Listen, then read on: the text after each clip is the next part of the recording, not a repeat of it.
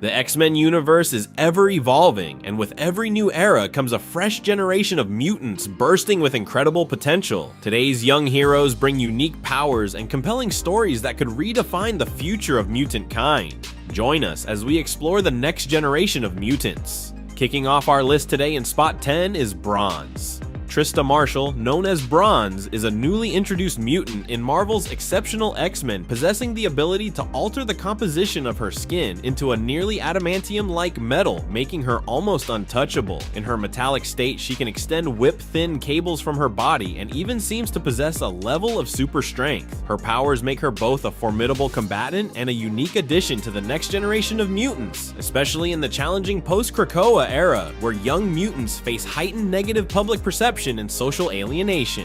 Bronze's encounter with Kitty Pryde, who steps in as a mentor after Trista is attacked for her mutant identity, positions her at the heart of a new wave of X-Men stories focused on trauma, resilience, and mentorship. With her versatile abilities and the emotional depth hinted at in her early appearances, Trista has significant potential to become a central figure in the future of the Marvel Universe, representing both the evolving nature of mutant powers and the ongoing struggle for acceptance in a world that fears difference. As Marvel continues to spotlight younger mutants with fresh perspectives and complex backgrounds, Bronze is poised to play a key role in shaping the next era of X-Men narratives. Our 9th spot was a quick fan favorite for her epic mode of transportation and fire-wielding abilities. Calico. Raised in isolation by wealthy, overprotective, and anti-mutant parents, Becca's only real companionship was her beloved horse, Ember. This traumatic upbringing not only shaped her personality, but also resulted in part of her mutant ability, a powerful psychic connection to Ember. Becca's powerful mental abilities can manifest physically, generating flaming armor around herself and even Ember, or transforming Ember into other horse forms. She is the final boss of Horse Girls. Despite her privileged appearance, Becca's story is one of overcoming tough life experiences and learning to embrace her mutant identity, evolving from denial to proudly declaring herself an X-Man. Her powers are visually and conceptually distinct, offering new storytelling opportunities, especially as her psychic bond with Ember is both a source of strength and a direct response to her isolation and abuse. Narratively, Becca's journey from sheltered victim to empowered mutant resonates with audiences and follows themes central to the X-Men mythos. She is part of a new team of mutants called the Outliers, a ragtag group brought together after they all found themselves targets of the same mutant hunting monster. But that's a video for another day. Spot 8 goes to another member of the Outliers, Death Dream. Introduced in X-Men Unlimited 126, this mutant is living in a ghost-like state and able to summon spirits. This spectral ability not only allows for intriguing storylines involving the supernatural and the afterlife, but also positions him as a potential bridge between the living and the dead within the Marvel Universe. Given Marvel's frequent exploration of alternate realities and mystical dimensions, Death Dream's powers could be pivotal in future story arcs that delve into the boundaries between life and death, or in conflicts where communication with spirits or navigating the afterlife is crucial. In addition to his story potential, the mutant will likely be an asset on the battlefield. He doesn't just summon souls, but also the energy they have, using this to fly or create tendrils to catch his prey. Aligning with his mutant abilities, Death Dream can bring himself back from the grave and is resistant to most poisons. He isn't going down unless he wants to. At number 7 is Alejandro Luna, known by his mutant codename Axo. Axo possesses the ability to detect and manipulate emotions, with his skin acting as a living mood ring that changes color to reflect the emotional states of those around him. This unique power allows him not only to sense, but also to influence the feelings of others, which could have significant implications for both interpersonal dynamics and broader conflicts within the Marvel Universe. Axo's abilities are still evolving, and he is beginning to experience new aspects of his powers that he does not fully understand, prompting him to seek guidance from established mutants like Kitty Pryde and Emma Frost. Given the potential for emotion manipulation, from calming hostile crowds to destabilizing enemies, Axo could become a pivotal figure in future mutant teams, offering both subtle and profound influence over events. We have to keep friends together. Next in spot 6 is Tao Tran, Melee. She possesses the powerful abilities of intangibility and invisibility, allowing her to phase blaze through solid objects and remain unseen. Powers reminiscent of Kitty Pryde, one of her mentors. Notably, Melee is depicted as physically strong and eager to engage in combat, which adds a unique dimension to her defensive powers and hints at untapped offensive potential. With guidance from veteran X-Men like Emma Frost and Kitty Pryde, Melee is poised to develop her abilities beyond their current limits, potentially becoming a formidable force among the next generation of mutants, including her friends Axo and Bronze. As the Marvel Universe adapts to the challenges of a post-Krakoa world, Melee's combination of stealth, defense, and raw determination positions her as a key player in the evolving landscape of mutant heroes. Sitting at our halfway point is Natsu Tsukishima, or Ultimate Cyclops. She is Earth 6160's reimagined version of Cyclops, a young Japanese girl whose mutant power is the ability to emit powerful concussive optic blasts from her left eye. Unlike the classic Cyclops, Natsu's blasts are limited to one eye, which she covers with an eye patch, and her powers are marked by unique drawbacks, such as her eye being harmed after using them. Natsu's upbringing mirrors that of her 616 counterpart Scott Summers. Natsu's powers have immense destructive potential, but her emotional turmoil and lack of control make her a wild card. As the new Cyclops, Natsu embodies both the legacy and the evolution of the X-Men mythos, representing a new generation of mutants whose choices could redefine the fate of their world. At number 4, we have a mutant that is completely lacking any sort of personality, but that is 100% not his fault: Blank Slate. Blank Slate is a metamorph, one that when they morph into someone, they don't just take on the appearance of the subject, but also their personality and memories. This has led to Blank Slate losing everything that made them unique and reverting to literally a blank slate devoid of any personality. The poor mutant is described to be in a perpetual existential crisis. Beast was a victim of Blank Slate's abilities, but decided to help the mutant learn who they truly are, guiding them through their journey and finding the support they need. Blank Slate's capacity for comprehensive mimicry positions them as a potentially daunting figure in the Marvel Universe, capable of infiltrating teams, bypassing psychic defenses, or even challenging established characters on their own terms. Looking ahead, Blank Slate's powers could have profound implications. They might serve as a tool for exploring themes of identity, agency, and the consequences of cloning or duplication. Their existence raises questions about what truly defines a person: biology, memory, or experience, and could be leveraged in future storylines to challenge or destabilize the status quo among mutants and other superpowered beings. Making the top 3, we have Sophia Yong, known by her codename Jitter.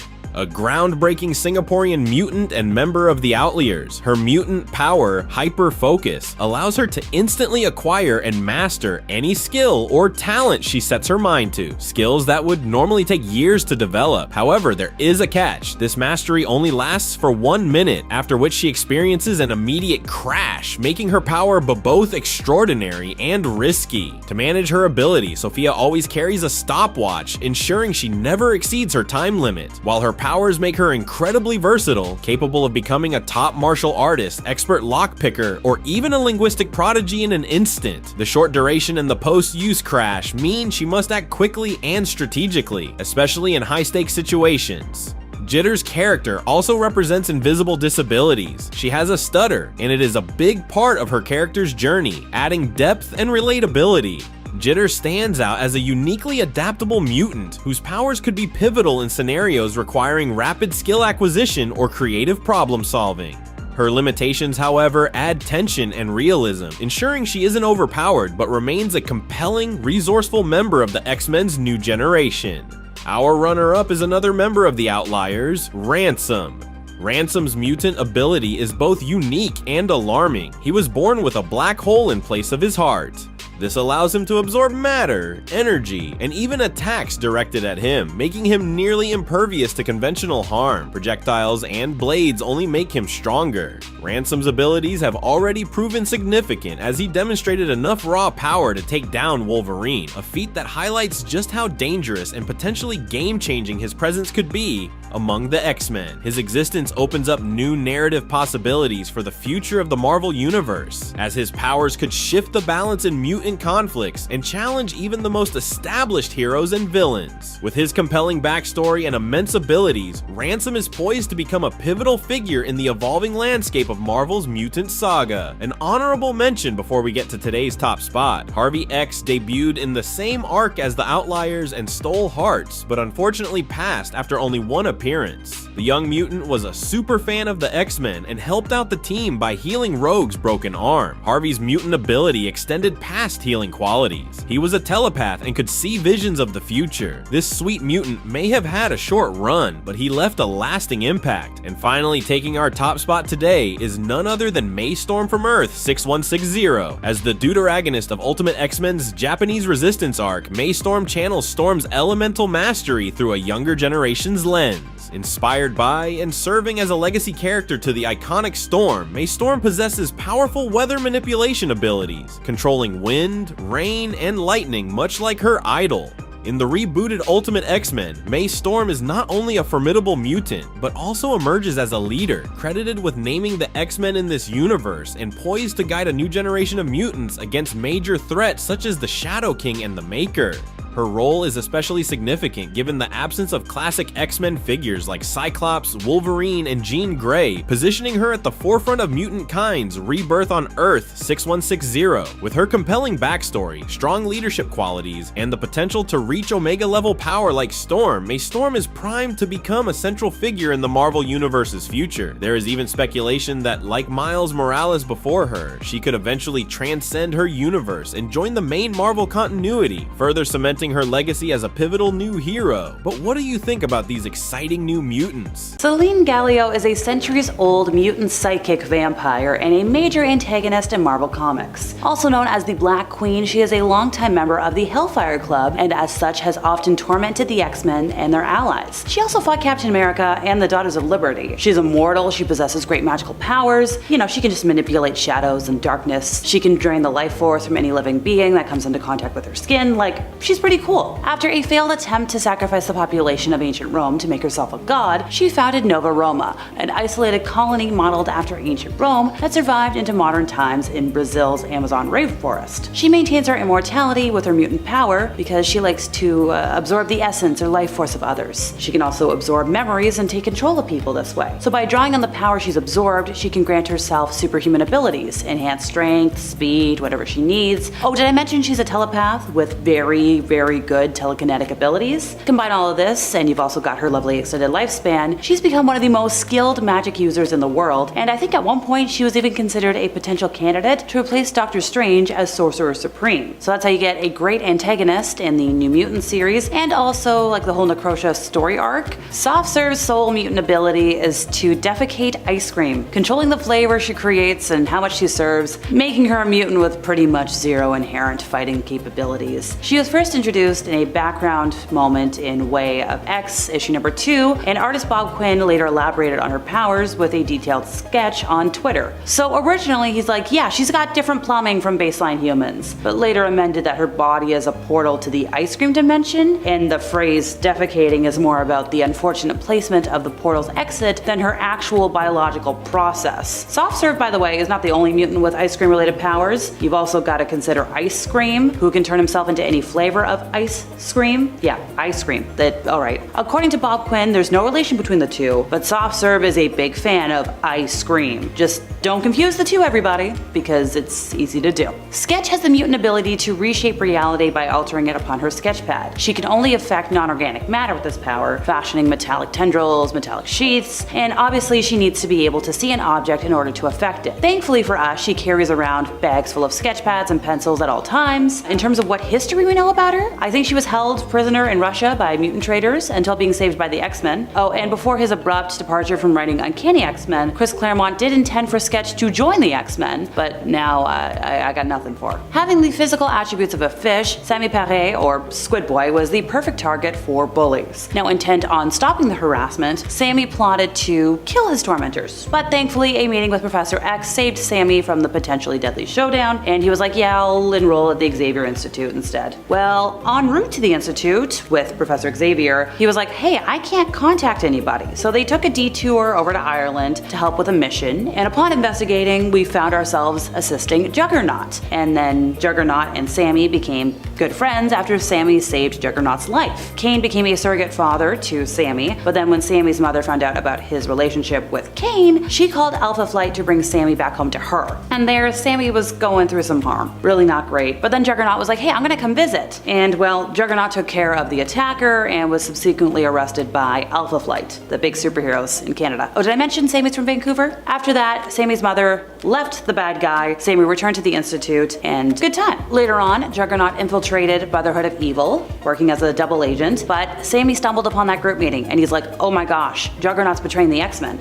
So he lashed out at him, causing the group's leader, Black Tom Cassidy, to sadly kill the young mutant, pulping him. Eventually, Sammy became a candidate for resurrection by the Five, and when Kane heard that Sammy's resurrection was coming on the queue, he made it a point to be there to welcome him and to apologize for how things kind of went previously. Jazz, the guy with the power to have blue skin. Not even the power to turn off the blue, just blue skin. Real name John Xander. His dream was to be a rapper, but he wasn't really good. And while in Mutant Town, he was a runner for one of the crime lords of the area, selling toad juice, a substance made from the secretions of Toad Boy. And after M-Day, he was one of the few mutants to retain his mutant powers and appearance, but then was forcibly relocated to the mutant camp, where he was killed by fellow mutant and tent mate Johnny D, thanks to a miniature voodoo doll that Johnny made from a DNA sample. So remember Spat and Grovel, the acquaintances of Gambits who appeared in a couple of issues of Uncanny around the trial times? They had the action figures that were part of the Marvel's Most Wanted. Well, if you remember them, good on you. Do you remember that third person with them? The one that we only had for a couple of panels? His name was Landscape. He was a mutant bounty hunter with the power to create holographic environments, and that's all we really know about him. Aquest, also known as Danny, was a metamorph who was able to transform his body into an equine state with horse-like speed that resembled a winged centaur. So while in the state he had flight, he had horse-like speed, really great. History on Danny: his father worked as a government scientist before he had an accident in the lab, and then retired to raise horses in Texas. So Danny was born a mutant, grew up tending to horses, and then he felt that kinship. So when he was in his mutant form, he would run with the horses. He would take the horses to be shown at state fairs, one such being the Texas State Fair, and that's where he was detected by both Magneto and Professor Xavier's mutant locating hardware. So Magneto got there first and was like, I dub you Aquest, the latest soldier in my crusade. And upon the arrival of the X-Men, Magneto was like, hey Danny, they're the bad guys, they're here to kidnap you. So he took on his mutant form and fought alongside Magneto against them. Now when Magneto carelessly injured Danny's horses, Danny turned against him and with the aid of the X-Men, defeated him. Danny elected to stay in Texas after this, but the X-Men did leave him a little card for the Xavier Institute, so the door's not completely closed. As part of Gene Nation, a group of Morlocks whom Storm encountered and relocated to Africa, Boost was a mutant who kind of functioned like a living battery cell. He could augment other mutants' powers by a process called body jumping, where he would merge with them and boost their powers. So when humanity's last stand attacked the former Gene Nationals at their new home, Storm, the X-Men, the Brotherhood all arrived to offer the mutants protection against their enemies. Humanity's last stand was eventually defeated, and Boost, along with somebody else, they were like, yeah, let's get out of here. They helped the Brotherhood escape in return for being, well, dropped off at an unrevealed place of their choosing. Sadly, Boost was affected by M-Day, lost his mutant powers, but was somehow repowered and then became a citizen of Krakoa, and was suggested as a potential replacement for Cortez in Sword, but other than that, don't have a lot. Mother Inferior was a member of the Morlocks, the outcasts, the community of mutants who lived in the tunnels beneath New York City, and her power, kinda handy in this situation, she had the ability to communicate with and control rats and other vermin types of creatures. Handy when you live in the tunnels underneath a rat-infested city, scary if you're me. Well, most folks had been killed in the mutant mass extinction event. A couple of folks escaped, a few with the help of X-Men and whatnot, and Mother Inferior and her family. Part of that, they came across Anna in the old Poseidon. They helped take care of Pester's offspring until one day, Spider-Man's like, hey, I'm here to investigate some stuff. And Spider-Man thought the Morlocks were threatening Anna's descendant, and he was like, oh, I'm gonna rescue this little thing. But then he found out that it belonged to the Morlocks, and naturally Mother Inferior fought him. So I think, correct me if I'm wrong folks, I think she's now dead because Firebrand had that whole building collapse thing. TBD. So you might think you're familiar with Thumbelina, but we're not here to talk about the Don Bluth adaptation today. This mutant first made her appearance with the now defunct team known as the Mutant Liberation Front, the MLF. And although very loyal to her teammates and part of the team since the get-go, she was often just a source of humor to them. I don't think she took part in a lot of active missions unless she was really needed, because sadly her size and slow movement was usually more of a hindrance than helpful. Like, don't get me wrong, when it came to espionage missions, she was really great. Her ability to shrink down to like a quarter of an inch allowed her to get into places and access things that most of us can't. So she was able to save the team, she was good in a crunch. She would later help out the X-Force in a battle along with a short-lived revamp of the MLF, and she teamed up to help destroy some menaces, but then after that she would just like poof off and we didn't really know where she'd go. Currently, I think her whereabouts are unknown, but we do know that she does still have her mutant powers after all the MJ stuff, so maybe we'll see her again. Welcome back! Some iconic new mutants have debuted this year, and I just have to talk about them. Some of these mutants have the power to literally reshape the Marvel Universe, so let's jump in. 5. Lady Henrietta. Making her debut in April this year, Lady Henrietta could not be cooler if she tried. Not only is she dressed better than any other mutant in history, she was the victim of a less tolerant time and still persevered through life with grace and kindness. Now, she's the guardian of Penumbra, the realm of the dead. Henrietta can transform her body into obsidian and can create golems from rock, which she does control. 4. Jovius. This avatar-looking mutant sacrificed himself for the good of mutant kind, inspiring the mutant underground. Only, he actually survived. Jovius worked on Krakoa as a record keeper, but when the island was attacked, he stayed behind to protect the archives. He was presumed deceased, but in reality, survived. He now works for the US government in a top secret division. With his vast knowledge of mutant history, Jovius could be a key player in upcoming stories. 3. Mutina. Self-loathing takes on a new form with Letitia Leach. Leach absolutely hates mutants. She starred in a movie that paints mutants in a bad light. Literally is an anti-mutant influencer. The gag is, she is a mutant. She has the ability to teleport using darkness, entering one shadow and emerging out another. It's kind of giving Batman core, doesn't it? She also has limited mind-reading capabilities. She was detained by the X-Men, and I'm really hoping that they get her a good therapist and some real friends. 2. Robin Cobb. In a set of twins, Robin was the mutant that was absorbed in the womb by her sister Piper. She remained conscious in Piper, despite no one actually knowing that. Piper wasn't able to keep her sister's power in check and almost eliminated her entire town, catching the attention of a Sentinel and of course the X-Men. The X-Men were able to help Piper, but Robin ended up possessing an Acanti corpse after being influenced by Cassandra Nova. Her story is ongoing and promises even more dramatic reveals than a secret, powerful twin absorbed in the womb. 1. Justina. Justina LaGuardia is so powerful she was able to erase the mind of Professor X. She isn't a telepath. Her ability is power mimicry with a twist. Any power that she mimics, she will automatically be better. Even if it's just a human that runs fast, she's faster. Or they draw well now she is like Leonardo da Vinci. She's stronger, she's smarter, she's able to erase the mind of one of the most powerful telepaths ever. Does she have limits? Could she become the most powerful mutant to ever exist? I have so many questions about her. Justina could easily become one of the X-Men's key players if they can only convince her to join the team. She did say as she was erasing Xavier's mind that when the time is right she will reveal her powers to the world, but until then she's reaping the rewards of her ability. Number 10. Petra. Petra has the ability to manipulate rocks and rock formation. She can cause earthquakes and even use her powers to create diamonds. In fights, she can bind her opponents or completely destroy them by having the earth move to swallow them, and she can transform rocks into different kinds of weapons and wield them against her opponents, sending them hurtling towards them. Petra was recruited by Moira McTaggart after being apprehended by the police. Her family died in a rock slide when she was young, which to this day Petra wonders if she caused. And friends, before we move on to our next spot on this list, if you love when we talk mutants on the channel, make sure you check out our X-Men playlist for even more good mutant content. Number 9. Nanny. While insane, Nanny was also once a scientist, and actually remains quite intelligent. She outfitted Orphan Maker with weapons and a powerful suit to help her in her task. She's basically super obsessed with finding mutants that are kids and taking care of them. Nanny herself is a low-level telepath who often uses pixie dust in battle to help influence and control the minds of her opponents. She herself has a suit that is small and egg-shaped, which contains her form, and it has been suggested that she might not be able to survive without it, or at the very least she she just might have like a mental breakdown if she is forcibly removed from her suit. She's very attached to it. Which honestly is pretty similar to how Peter, her charge orphan maker, tends to feel about his own suit, which actually does help to contain his unbelievably destructive powers, but more on that in a bit. Nanny made her own suit, I believe, and it also comes equipped with weapons, flight capabilities, teleportation, and the ability to generate its own repulsor field to push back enemies. Number 8. Orphan Maker. Orphan Maker still remains a relatively mysterious character, and is also one who proves to be a force to be reckoned with in combat. Orphan Maker is also known as Peter, and was part of a plot of Mr. Sinister's originally. However, when Sinister decided that Peter could not be controlled, he just decided to eliminate him. Nanny, however, was not for that. An insane cyborg lady, she decided to save him, believing it was her responsibility to look after orphan mutant children and protect them. Nanny outfitted Orphan Maker with weapons and a powerful suit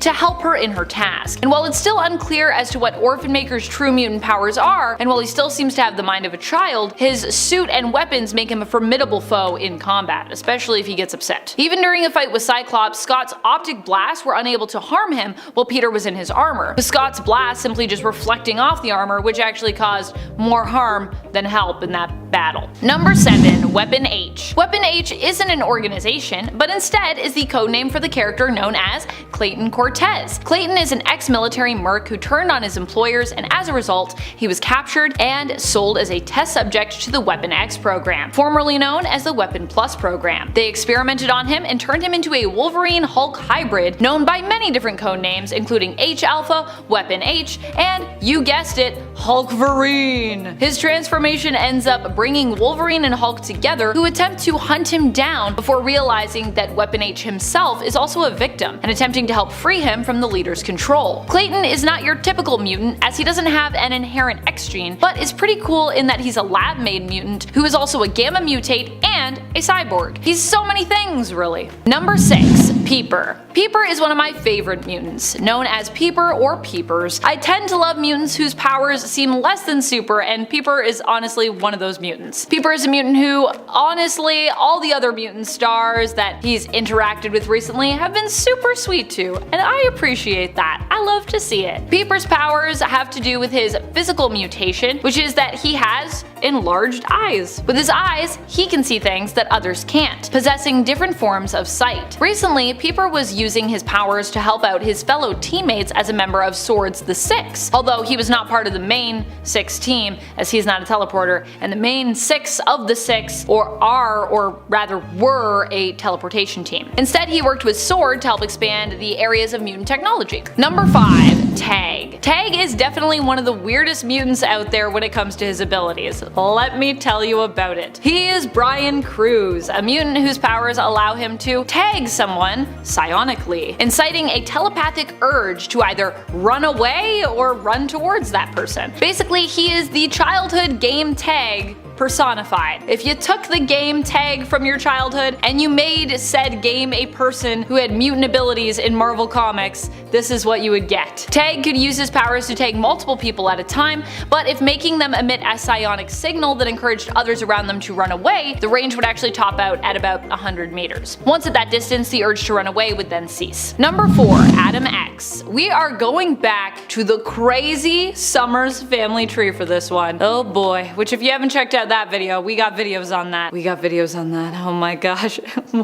What a time putting that together for you all. Adam X is the half-brother of Cyclops, Havoc, and Vulcan. His mother is Catherine Summers, but his father was the Emperor of the Shi'ar Empire, Emperor Deken Naramani. Adam X's story clearly establishes the era of the comics that he hails from. See if you can guess when he first appeared before I finish this origin. Okay, you got a little bit more time. He was abducted when he was just a baby from the genetic lab in which he was created by Jonath, who became his adoptive father and raised him. Growing up, his mutant powers would manifest, which allowed him to basically set others' blood on fire, burning them from the inside out. He can also ignite his own blood, which is very painful, but grants him a speed boost, so there you go. Adam would then learn that he was a hybrid being, part Shi'ar, part mutant, and if all this made a 90s alarm go off in your mind, you would be right, he is an extremely 90s character. Number 3. Abyss. Nils Steiger is known by the codename Abyss. He is also a half-brother of Nightcrawler on his father's side, meaning that he is also the son of Azazel. His powers allow him to unravel his body, which is made of wrappings.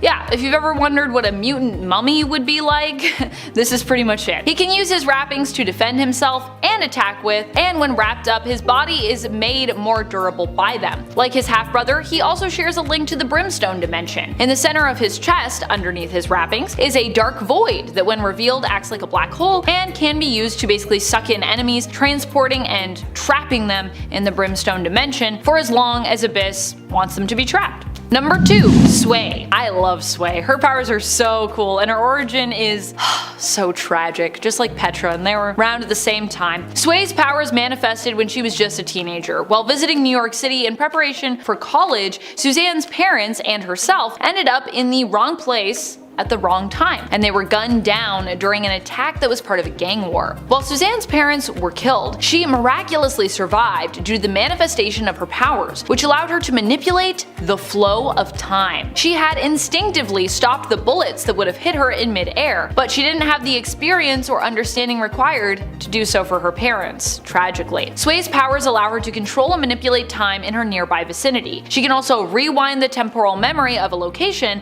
allowing her to review past events, which I think is a super useful and super cool power, to be honest. Number 1. Ice Cream. I can't believe that Ice Cream recently actually made a new appearance in the comics. For years, he was one of the few mutants I knew of that had only ever had one singular appearance. He recently turned up again earlier this year after years of being absent, appearing in X-Men Before the Fall, Mutants First Strike issue number 1. Ice Cream initially appeared in a bizarre series called Obnoxio the Clown, which I believe itself only had, I think, 1 issue. Here Ice Cream is a villain who uses his abilities and mutant power to turn himself into ice cream to infiltrate the X-Mansion, planning to put an end to the super team because their abilities made him feel ridiculous by comparison. Honestly, sounds about right. Though how he'd expected to accomplish this with his power set being so ridiculous, I do not know.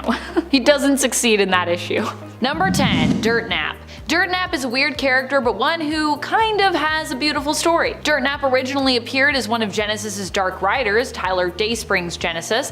Dirtnap was a mutant with the ability to absorb beings into himself, thereby adopting their form. However, you would know it was Dirtnap because of a red smiley face that would appear somewhere on him, either on his clothes or his body while in that form. While fleeing from Wolverine, however, he absorbed a rat and either became stuck within or perhaps simply preferred this form, keeping it. Dirtnap would later on actually end up joining the X-Men, befriending Generation X, and even go on to sacrifice his own life to protect his team. However, during the Krakoan era, Dirtnap was spotted spying on Lockheed in 2022's Marauders in issue number 6, with an indicator visible that he had returned to his evil ways, that devilish red smiley face. And friends, before I move on to our next spot on this list, if you love what we do here at Top 10 Nerd, why not show us you love us by clicking that subscribe button so you don't miss out on any good old nerdy content. Number 9. Abigail Brand. Abigail Brand is the head of SWORD, a division of S.H.I.E.L.D., specifically created to deal with defending the Earth from extraterrestrial threats.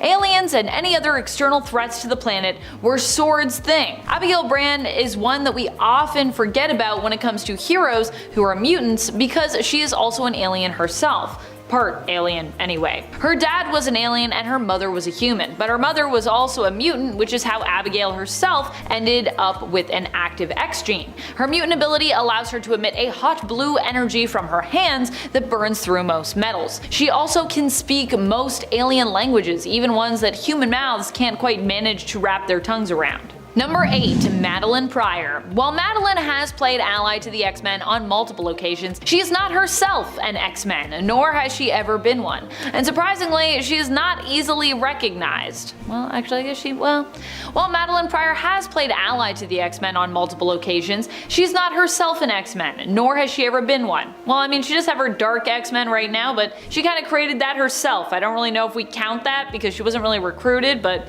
hey, you know what? She is kind of doing it. Surprisingly though, she's still not easily recognized. Trust me, I'm a Maddie cosplayer, and oftentimes people are confused when I'm dressed as her about who exactly I'm supposed to be. Madeline Pryor was created to be used as a pawn by Sinister to get the child he so desperately wanted, the offspring of Jean and Scott's genes, with Maddie being a clone of Jean Grey. In her romance with Scott Summers, she was abandoned, left alone with their newborn when he returned to the X-Men after Jean was revealed to still be alive. Maddie has it kinda tough in regards to her life, to be honest.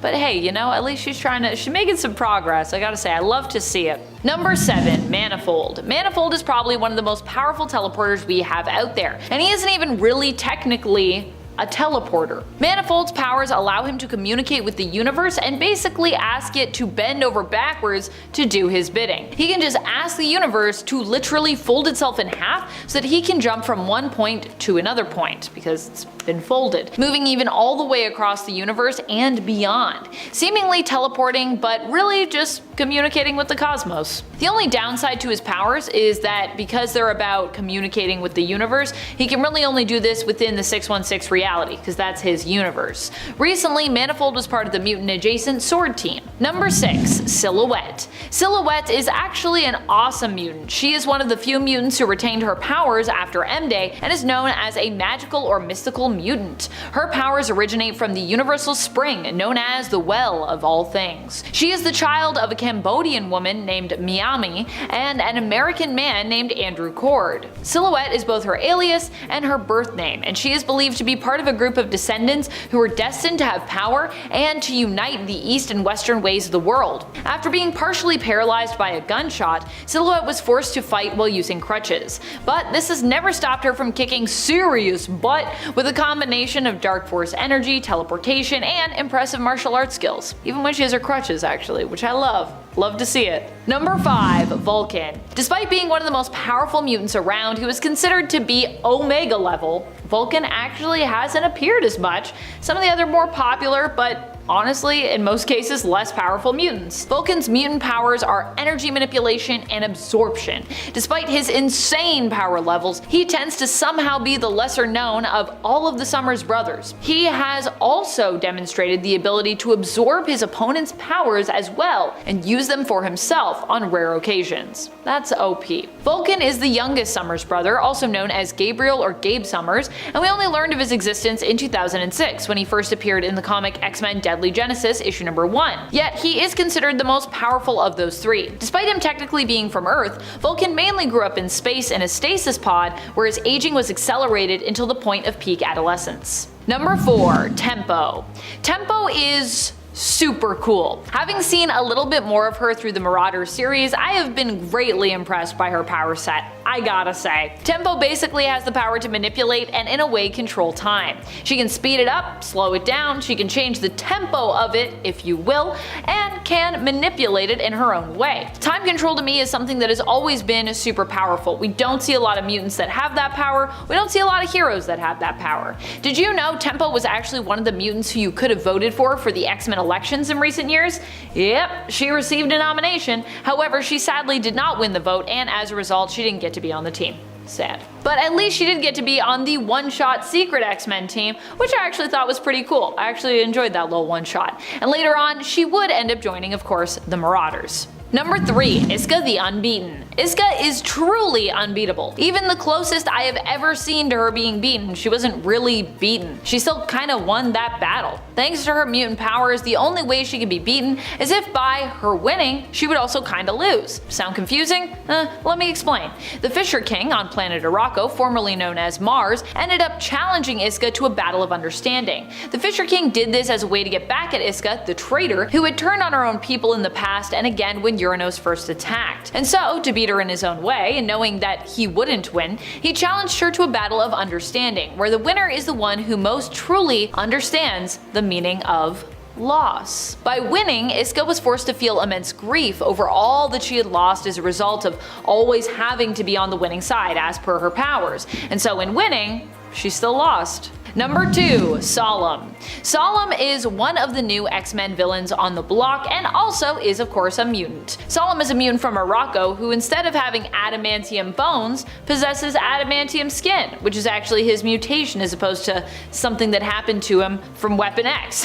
He was one of the sword bearers of Morocco during the Ten of Swords tournament. In fact, he was one of the mutants that we expected to face off against Wolverine. But in an unexpected turn of events, Solemn didn't even really fight at all in that tournament. He was initially set to fight against one of his own because this was Saturnine's tournament and it was gloriously weird, but instead Solemn used a favor owed to him by Wolverine for when they both had to venture to Hell to get their Muramasa blades together so that they could enter the tournament, and also use, of course, said blades in the tournament, forcing Wolverine to tap into the fight on his behalf. So that's how he got out of it.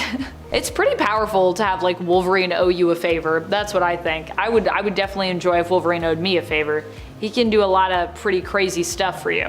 Number 1. Brimstone Love. Whether we're talking about the Brimstone Love of Earth 928 or the Brimstone Love of Earth 616, both are honestly extremely obscure. The original Brimstone Love, who first appeared in the Age of Apocalypse reality, or AOA, only made 8 appearances, while the main continuity version of the character has only made, I believe, 3 appearances. Both are the leader and the man behind the Theater of Pain. Tragically, while Brimstone Love was a newer villain to the Earth 616 continuity, making his first appearance in the first annual issue number 1 of the second volume of Marauders from 2022, he also probably won't be seen again if you haven't seen him yet. This is because Brimstone Love perishes, or at least is believed to have perished, as of the end of that Marauders run, issue number 12. He has a really great design, and his sadism was interesting to see, especially in one who is so strong in his convictions. So kinda sad to see him go, but yeah. I love my weirdos, but what makes a mutant weird? Why are some mutants welcomed onto the X-Men and others aren't? Some mutants are simply better suited to acting as a hero for all than others. I mean, if you know Axel Clooney, I think you know why I included him here on this list. Zeitgeist is most often associated with ecstatics. His power is that he can vomit up acid. Ew. He learned he was a mutant with powers in one of the worst possible ways during a makeout session as a teenager. Yeah. The girl he was with at the time survived, but he's never been able to remember her name, and as such, her presence haunts him. He's always wondered if remembering her name would help him to be less tormented by this moment from his past. Zeitgeist is not only weird, but I don't think he has the right attitude for the X-Men either. Sorry, Zeitgeist. Next up, Maggie is another mutant who is just straight up weird looking. In fact, when Alex Ross helped to create her along with Kurt Busiek, he helped to make her look even more strange than she was initially intended to be. Maggie was originally going to be a boy, a little green boy specifically, but Ross wanted her look to contrast even more with Angel, who appears on the cover of this issue with her, flying with his angel wings out while he carries Maggie in his arm. Maggie makes her first appearance in Marvel's issue number 2. She was born with her mutation and because of this was abandoned. She has such a sad story in comics, and while I don't think we'd ever see her on the X-Men, also because, you know, she's a little kid and they don't normally have little kids on the team, teens maybe, but usually not like infants, I would love to see her appear more alongside them, just because she has such a unique look and sad origin, and I'd love to see her grow up and like find happiness. Like, she doesn't have to be on the X-Men team, but I don't know, just be cool to see her like being mentored by the X-Men. This next one, Callisto, is too much of a rebel for the X-Men, but she also, for a while there, had tentacle arms, which is why I've included her here. She doesn't have them anymore, to be fair, but I thought that might be an interesting sight to see her recruited in the past, back when she did have her tentacle arms. Her tentacles, however, were not part of her mutation, but instead were given to her by the other mutant warlock, Mask, who can use his powers to change a person's form. Mask did this to torment Callisto, something he's done multiple times throughout her past, both by making her beautiful and by making her less than.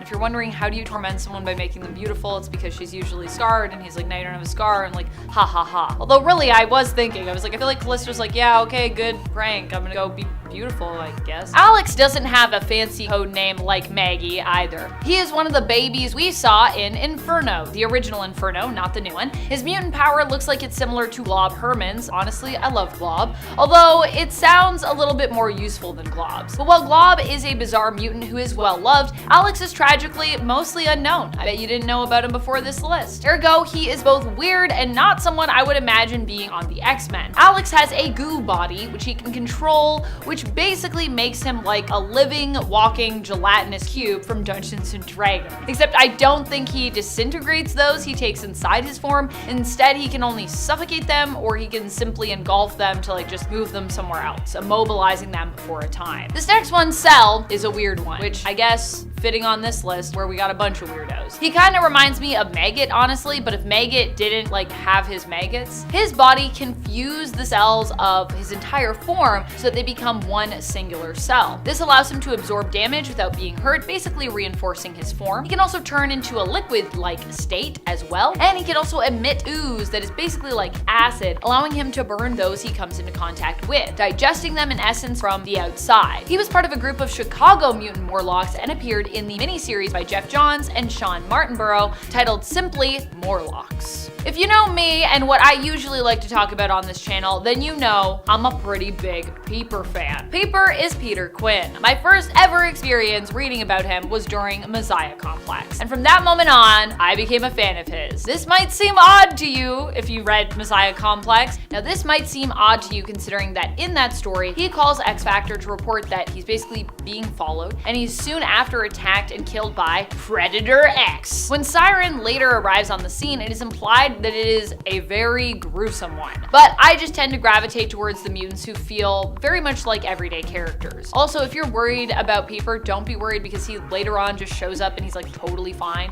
I don't think we've ever gotten an explanation for that, but somehow he's fine. I know it seems like he died horribly, but he apparently didn't. He just shows up later and it's never explained, in case you were wondering. So he's good. But I just tend to gravitate towards the mutants who feel like very everyday characters, I guess. They might not be the ones in the main books, but for some reason, that's what I like about them. Maybe it's because it makes them feel more grounded in reality or more relatable. After all, none of us on this planet are superheroes, and while some people might have abilities that make them seem that way, or might be heroes of a kind, superhero is not something that usually intersects. Characters like Peeper make me feel more seen in a comic. Like Peeper, I too had my own villain era, but am always striving now to be more of a hero in my own way every day. Peeper's powers aren't anything crazy. He has basically superhuman vision, which allows him to see further away, and which also allows him to see like closer up than normal human eyes can see. And while I feel some folks may have forgotten this one in recent years,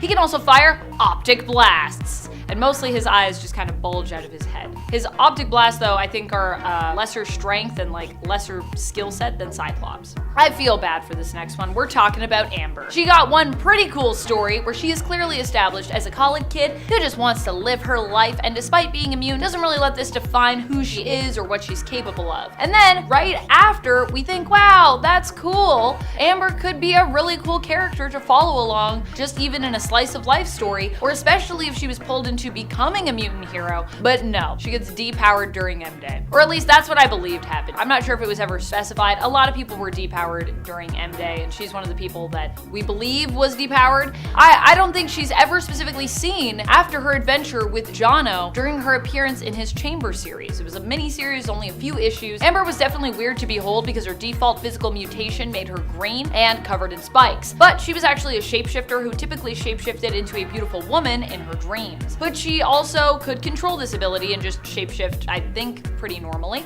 I think she just mainly preferred to like just appear as she was, which honestly, super cool. Kind of like Mystique, but what if Mystique wasn't a baddie and just like wanted to chill and go to college?